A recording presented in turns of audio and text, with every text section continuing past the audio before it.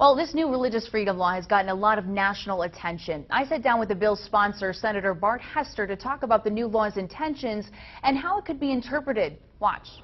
We talked about the message and how that's the overall goal of the bill, is so that people who have an objection to, say, gay rights didn't have to partake. But the issue becomes that gray area. You know, how do they determine what is partaking in the message?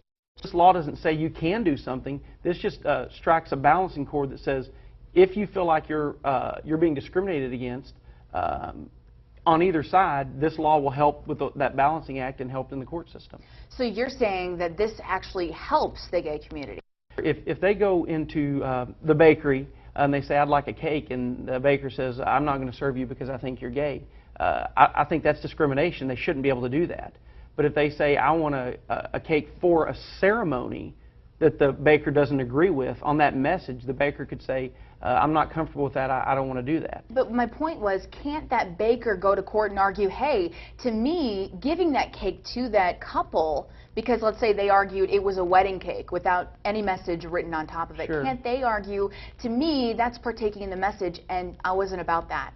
I think someone could certainly have that argument. I don't think they would win with that. The timing of this was very interesting because it came in the wake of what's going on in Indiana, so I think it got a lot more publicity than we ever anticipated. Or did you anticipate that? We didn't anticipate that at all, and I'll tell you what's interesting about this. We were ahead of Indiana. Our RFRA got held up in a Senate committee, and it was held up for weeks. We just assumed that it was dead and wasn't going to come out. And one of the votes that was holding it up came up to me one day in session and said, hey, you know what, I've been thinking about that bill and I think I ought to let it out of committee. It seemed like it created such a divide, you know, the one side versus the other, where, you know, I've never seen it like that before. I mean, do you think that this is doing more damage than good? You know, I think when it's handled quickly like we did in Arkansas, I think the damage is at a minimum. The gay community is pushing right now to get the LGBT community protected under state law as far as civil rights. Do you agree with that? Should that happen? You know, there's a ballot initiative going on in Arkansas right now. If they can get 60,000 signatures, we'll let the people of Arkansas decide that. But what do you think? You know, I won't be supportive of that ballot initiative at this time.